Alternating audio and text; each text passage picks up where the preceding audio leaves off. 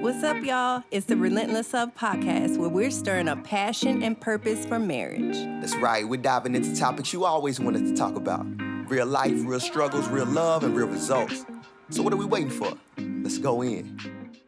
Hey, welcome back, y'all, to the Relentless Love podcast. So glad y'all joined us again. We're back with another hot topic, and we're glad that y'all are back with us as family, man. It's a family affair. Tell your friends, your cousins, your aunties, your uncles to come hit the like, subscribe button, follow us, because we're going to be talking about some amazing things. Yes. And we got amazing topics in store for y'all today. Yes. Our goal is always to share hope and healing with couples. True. You got something special, huh? Yes, the book signing. So shout out to those who came out to support. Yeah, man. Super grateful. We had over 60 people RSVP. I lost count in the room, man, but thank y'all, man, for showing up and making it a good time and a celebration for an author, a published author. Come on, y'all. What? Yes. It's a huge accomplishment. I couldn't have done it without you. I appreciate you let me get away. Big of a role in that. She's the superstar. Look how beautiful she is. She was built for these type of moments, man. I've been telling her, baby, you a star. You need to go shine. How I can help you shine. Thank you. I appreciate it. Yeah, so, it was crazy. It was a great experience. Just kind of sharing the heart behind the book. The devotional was written with the story of our loss, our second child, but really it was written for anybody who's walking through hard things and how there is hope and there is purpose in the midst of the pain. And so that's what it's about. Yeah, it's been fun seeing you going and speaking and sharing. Yeah. And people been calling from all around the world, giving feedback like, oh my God, this book blessed me. I know. It's crazy. Yeah, it's kind of overwhelming. I think yesterday got a call from a woman in, on the East Coast somewhere. And anyway, she wasn't sure about getting the book and sharing it. Like, it blessed her, but she was like, I want to give it to somebody. And she was kind of worried about the person's response because they had experienced loss. And so long story short, when she got feedback from her, she was like, man, I wish I had this when I was going through this. She had like 5 miscarriages, and she was like, this book is powerful. Wow. So I just want to encourage you, regardless of what your experience is, whether you've experienced loss or not, it doesn't matter. We're all going to walk through hard things. And that's actually what we're going to talk about today. As a couple, you are going to face hardship. And how you walk through it together, how you endure, is going to determine really your future as a couple, but so much is riding on that. So that's what we wanted to talk about today. No, it's true. It's true. They say diamonds are formed under pressure. A lot of pressure. I actually heard some interesting stuff about diamonds recently. I think it was Miles Monroe I was listening to. He was talking about how diamonds start off as wood and they go through this pressurized process and it heats up and all this stuff is just like condensing it down, and then it forms these things that everybody goes crazy over. Diamonds, like anything that's beautiful, gonna have to go through a test or a trial. The fire, you gotta go through the pressure. That's where the transformation happens. So we'll kind of share a little bit of our story. But we want you to know, again, there's different types of hardships. We walk through more than one, but we definitely want to speak to that because it's it's so many people around us even that are walking through loss. So let's start with just kind of what was happening before our even conception, before the pregnancy. Well, one, being married. Like 2 people coming from Louisiana and coming from Hurricane Katrina, and me coming from Pittsburgh, Texas, the Prairie View A&M, young bachelor, and just different backgrounds, and then finally just meeting, and you fell in love with me, right? Go back and hear the real story. But just the conflict of, okay, I'm not single no more. I'm a husband now. My life and my space has been now being shared when it was only mine, in the way I ran my place at the time and the way you wanted to do it. We just had differences of opinions of where we saw the marriage going. And so we had communication conflict. We had financial struggles, you know what I mean? So you combine just those two, newlyweds, financial struggle, communication, and then you throw in a pregnancy in there. Right. But before, actually, we had been separated on the verge of divorce, and we had just kind of gotten back under the same roof. And I want to say this was maybe 6 months Yeah, you know, before finding out that we were pregnant with Mariah. Right. So we were just kind of out of the fight, throwing up our hands, being done, right, with the things I just shared, right? And then now we're like back in the fight for the marriage, but still haven't gotten all the tools to fix it. We just had a heart to say we want to work it out. Yeah. And then here comes the pregnancy again, right? So now you got another pregnancy, baby already there with Savion. Financial struggles that were going on. You were wanting to be in school. That was a whole nother curveball. I got to go back and listen. Well, I mean, that's a huge one. In fact, that was a catalyst because we weren't in agreement about it. And so you had kind of conceded and we're like, yeah, it's fine. But it felt like you did it begrudgingly. So all of that to say, you didn't tell me that at the time. I'm saying like I didn't want to do it, but I was willing to compromise. My heart wasn't fully like, yeah, let's go. It was like, baby, I believe and trust that if this is what you feel like you're passionate about, you want to do, I'm willing to go. But I wasn't just championing it. So there was just some kind of like, all right, let's just see what happens. But man, it was a stressful thing. It was. And so that was kind of when the conception happened. We didn't know it at the time, but this was like December 2012. I started school January 2013, and then probably by February we found out we were pregnant. So there was excitement, but then we felt the tension. You can cut it with a knife, even still, and that was after we came back together. Right. And so it just felt like we were in different worlds. I was on this high. You were on a high, and I was struggling because I'm working Bank of America. So they just, it was a busy season with them. One income. I think you were doing some side stuff, but you were mainly in school. I was in school. I worked part-time doing childcare just really to keep Savion in his school. And so we had one car. Yeah, it stressed you out, but we had one car. So I'm taking the bus, walking, you know.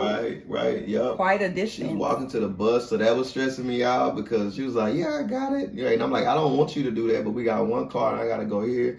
And we was just in a stressful season of the scheduling and travel and trying to survive paying bills, and then you pregnant and concerned about your health. Right. And then we still was plexing a little bit with disagreements. We weren't talking about it. Not even including the fact that I was doing music ministry and concerts and bookings and stuff and kind of going and coming with all of that. It was a lot going on. It was a lot, which is part of our life now. The difference is we just we weren't unified like we are now. Facts. And that was huge. So it was all of that resentment you were probably harboring. I was cool, but I could feel the strain. And I just realized in hindsight, which I reflect, like the impact it had just on my body physically. And so even the night before, I think we got into it. We weren't talking. Night before. Yep. And I hated that. And it was something, I think it wasn't even very big. It was kind of trivial. I don't remember exactly what it was, but I just remember us like being on separate ends of the bed after we tried to talk through something. Well, I remember what it was, and it's important to note because I was not prioritizing you in the relationship, and you found out that I think I had given like a friend and mentor a massage, and you were offended by that. Yeah, it was something around that. And it was a woman, by the way. It was disagreement because we had disagreements even about that, right? And so there was always just little tension there. But I knew it was something where we ended up on the opposite ends of the bed, and I was like, man, it was a woman. It was just the fact that I wasn't putting that effort into pursuing you and making you feel important. Massaging me. You know what I'm talking about? Massage me. You feel me? So anyway, we got into it. Weren't even talking that morning. And I remember like just an incredible experience in worship. We had worship every day, but Wednesdays, I think we had 2 doses. And so God knew what I would need. And I just remember, I don't know, it was amazing. But then after that, I was doing an internship. I was sitting down and just remember the pain.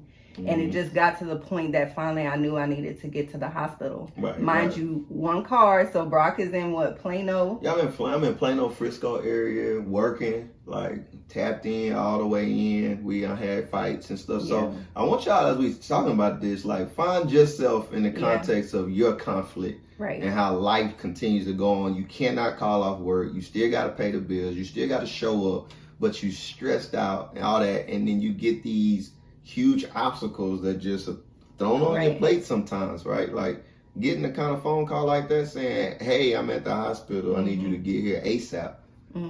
through all the stuff we just talked about, the little conflicts, the disagreements, the finances, the busyness, the travel, all that.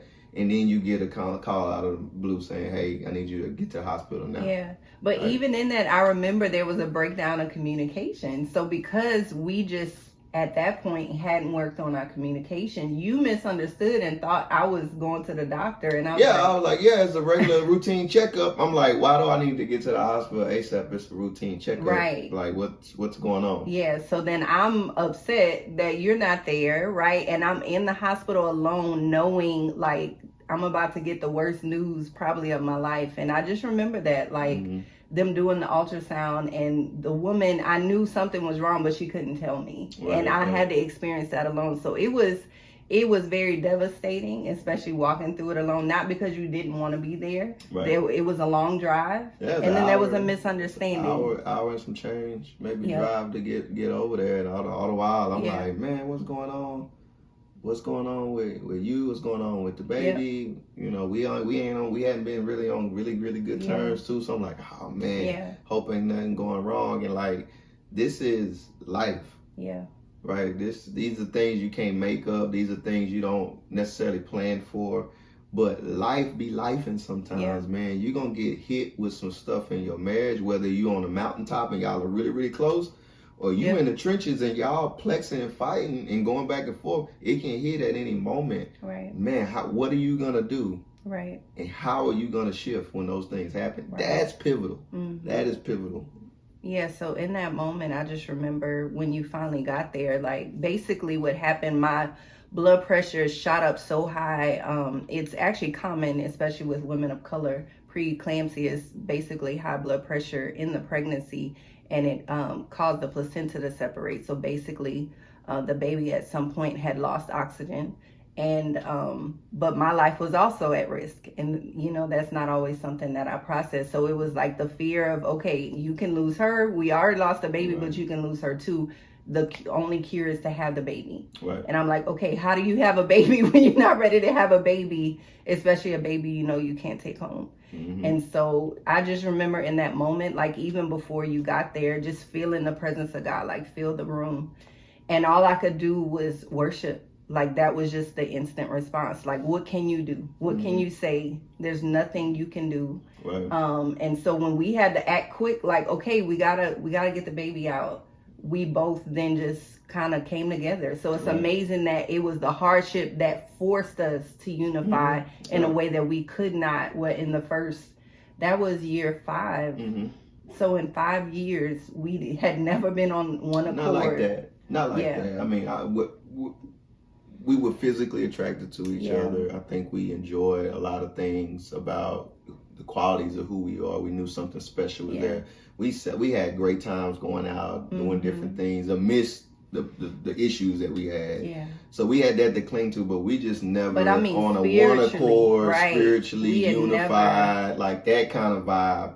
We had never really linked hands, arms, and souls and hearts and our spirit to be like, here we are, this is what we got left. Like, we really need to lean into this. So I would encourage you, even if the physical intimacy is not there, even if emotional intimacy is not there, you can connect spiritually, and man, that just it transcends. It transcends everything, man. That was a moment where I feel like we really fortified. We had our individual relationships spiritually with the Lord and all that kind of stuff, but we were always kind of in a little back and forth tension of the spirituality, the spiritual perceptions, the maturity, the leadership, all that kind of stuff. And so I think then we both kind of came like this and said, you know what, this is the only way we're gonna really get through this, and we need to put all the other stuff to the side. It's not important as what this is right now. So we worshiped through it. They gave me an epidural, it didn't work. Like the only thing that gave me peace was us worshiping. In fact, the beautiful thing is we've always worshiped through even my labors, every one of them. Yeah, we always did. We always prayed and had some worship playing, and it was just, you know, kind of make sure God was in the mix for what we were getting ready to do. We're bringing a baby into the world, man. That's special. I want God to be part of that. Sure, what? And we definitely needed him for that. So even in that, like, I was grateful they gave us 3 days with her in the hospital. that was hard, but also I couldn't imagine not having that. We needed it. We needed that to kind of like grieve. Yeah. Like it to brought celebrate, closure. celebrate, to pray, and even extend our faith to some like, God, man, you could yes. make this baby come alive if you want to. You could resurrect this baby if you want to. If you don't, we're cool. Right. But man, hey, we'll pray a prayer of faith. Like, man, do the impossible. Yeah. Right. But in that, we spent time. We did. Right, and we got some closure and all that, and it was beautiful. We did. It was hard, but it was beautiful at the same time. And I'm grateful, like, the nurses were even so thoughtful to take pictures. Like, I wouldn't have never thought about that. But now those are memories we cherish now. Yeah. And so anyway, we got through with worship. After that, you took time off, which I was grateful for. Sometimes it's easy to just go back to the norm and you don't give yourself space to grieve. So I would encourage you, whether you're grieving the loss of a parent, a loss of a child, a loss of a job, you have to give yourself space to grieve. Yeah. Loss of anything, of any magnitude. If it hurts, if it scars, if it wounds, and you got some soul care you need to take care of, you do need to hit the pause button. And we all fall susceptible to just getting back into routine. I've done it with the loss of my father. I've done it with other things, right? You just get right back in and you'll feel it later. Yeah. Because it's going to come up and it's going to knock you on your butt and you're going to have to deal with it. So well, it comes out sideways, especially with the people closest to you. And that's the unfortunate thing. But I'm thankful that we took that time. Remember, we binge watched Star Wars, every episode. Yeah, all of them. We just ran through them, man. We was just bumming it out, bonding, and just trying to just do something to bring some sense of joy and sense of connectivity between us, and like it made a difference. Yeah, it made a difference. And that was like the deepest broken period, but it was almost like when the doctor breaks a bone to reset it. It was like that was a reset for us, and we were more in aligned.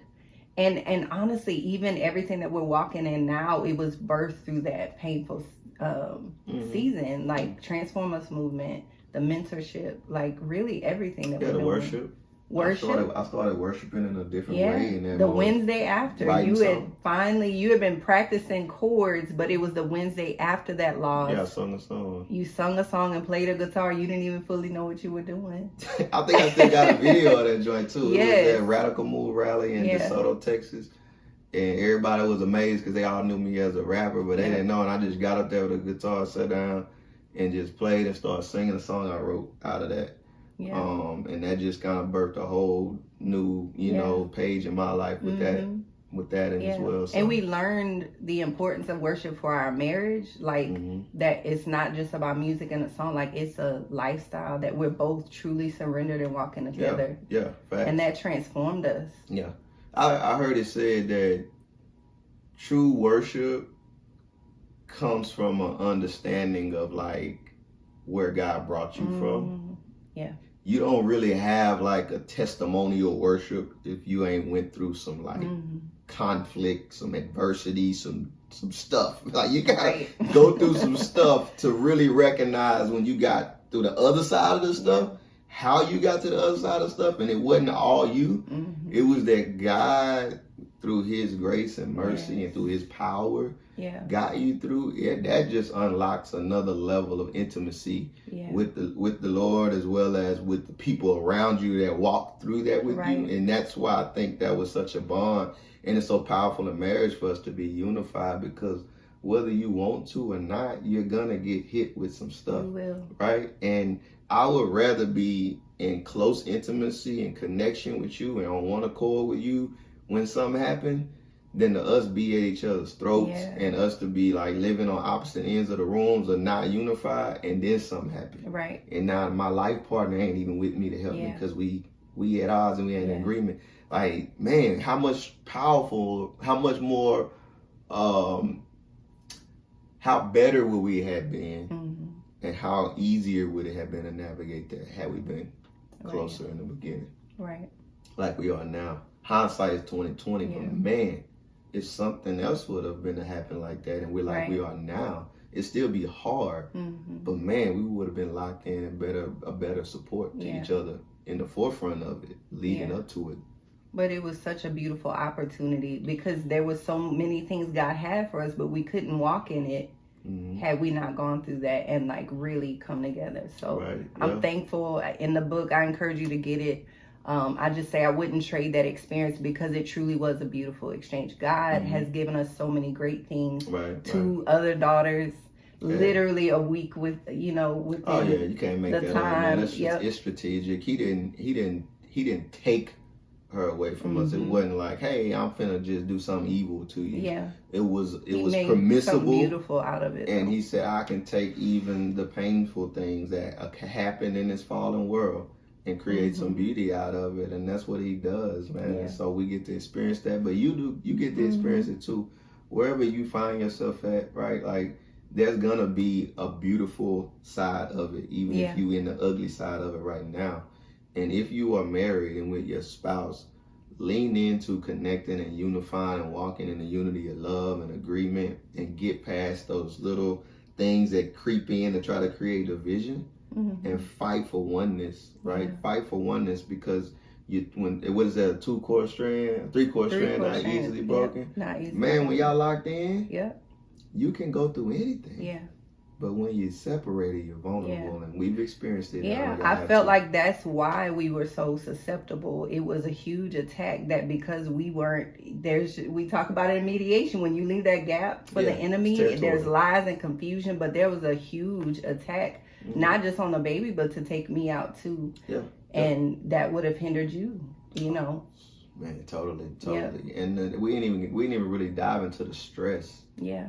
Right, just the impact of how stress is extra when you're not connected with your spouse in an intimate way and on one accord.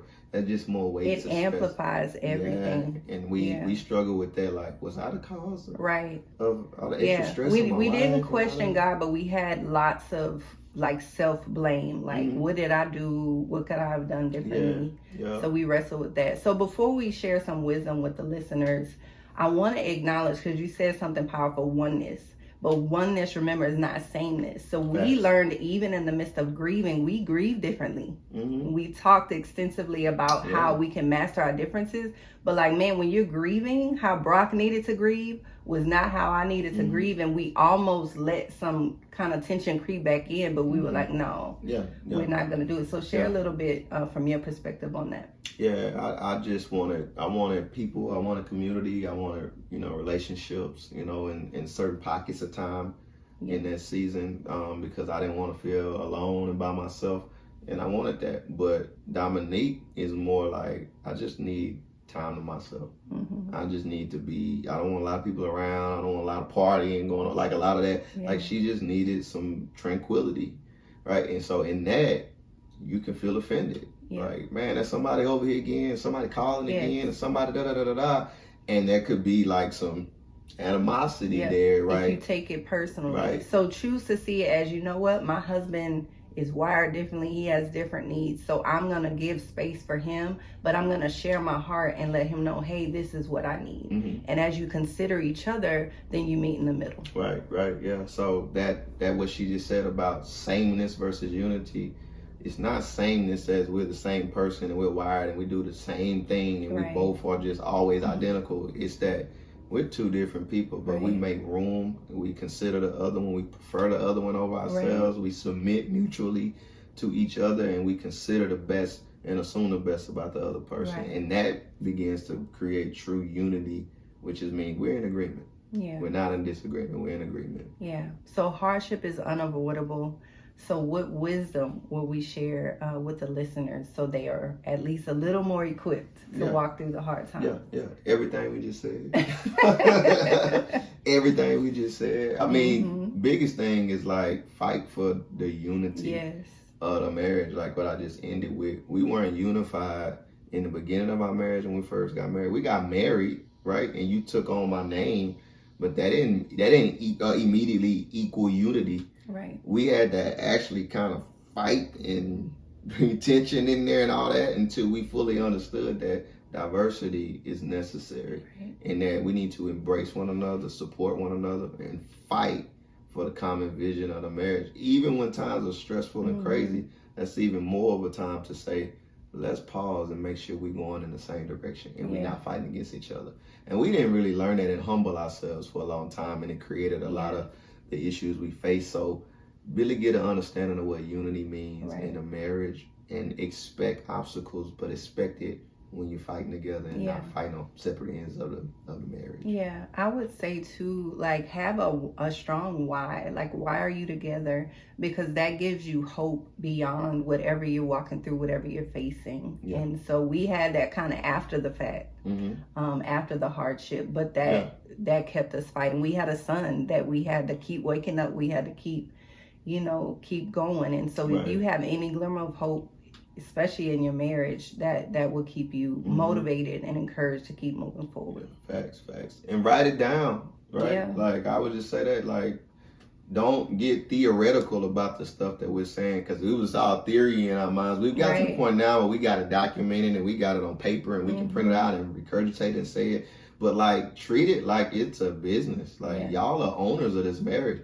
What is your why? Write it down. And we'll talk about that next month, so don't give too much. But just get practical, right? Because you need that, because life is going to hit you. In small ways and in big ways. But y'all are going to be prepared for it. God's in the middle with you. And lastly, you were never designed to walk through anything alone, especially hardship. So you need each other. You need the Lord.